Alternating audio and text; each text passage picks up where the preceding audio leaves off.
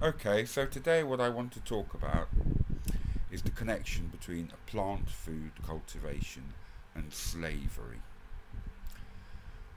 Essentially, when domestication happened roughly 8,000 years ago, what we're essentially talking about is the domestication of plants.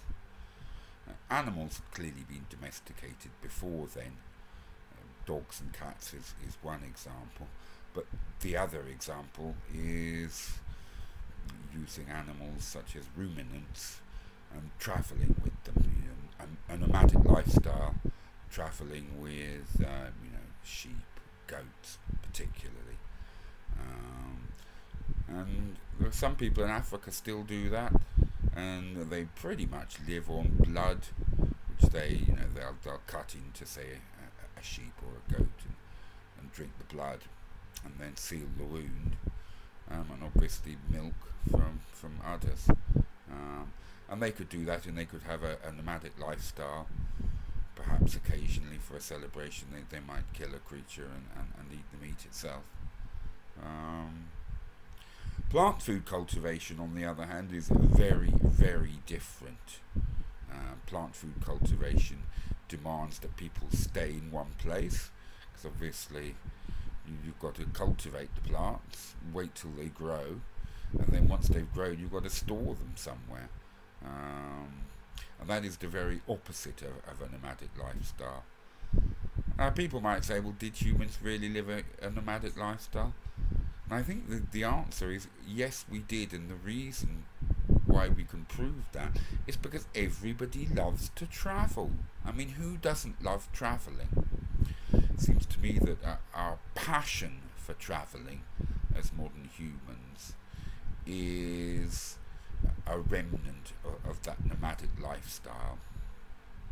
So when plant food cultivation happened, basically, as we know, when you grow plants, then you can produce enough excess so that some people don't have to work. If some people work all the time, other people don't have to work at all, or they don't have to work at obtaining their own food. Now, I think alongside plant food domestication came the smelting of weapons, and that this smelting of weapons is what allowed slavery to arise. And of course, the motivation for slavery was get the slaves to cultivate the plants. And then the slaves eat the plants, and the kings eat the plants. The kings and the barons or the lords. Because essentially, once you have slavery, you also have royalty. The royalty are the people in charge, and the slaves are the people who just have to obey, basically. They're just the slaves. And in my opinion, that has been going on from then until now. This certainly explains the absolute hatred that authorities have had for people with a nomadic lifestyle. I remember years ago going into a church, and there was something there about someone in the 16th century who had been arrested because he was in the parish and he wasn't from the parish. And for that reason alone, that was an offence. This was probably about the 16th century. And I don't doubt that that's true. Again, we see serfs and villains in the medieval period tied to the land, slaves tied to the land. Um, and I'm sure that in the Roman era it was exactly the same. Slaves tied to the land, producing the wheat to produce the bread. Bread and circuses is what the Roman elites knew that the slave classes, the poorer classes, if they had bread and they had circuses, they wouldn't riot. Because at the end of the day, a small number of people controlling a large number of people is never easy. And we absolutely see this continuing to this day.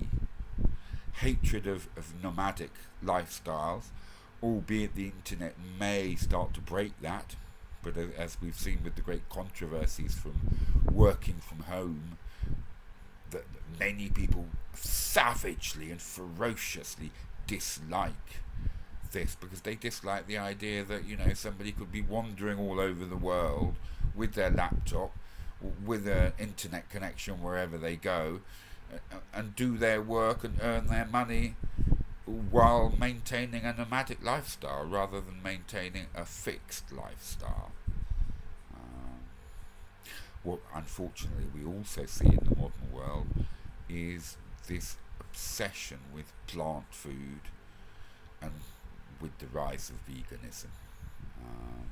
We know that plant food wrecked the health of Egyptians because they were eating bread, they were eating a high carbohydrate diet, and a high carbohydrate diet is a disaster because carbohydrates spike insulin, and spiking the insulin will not allow people to lose weight, and this will then cause obesity and type 2 diabetes.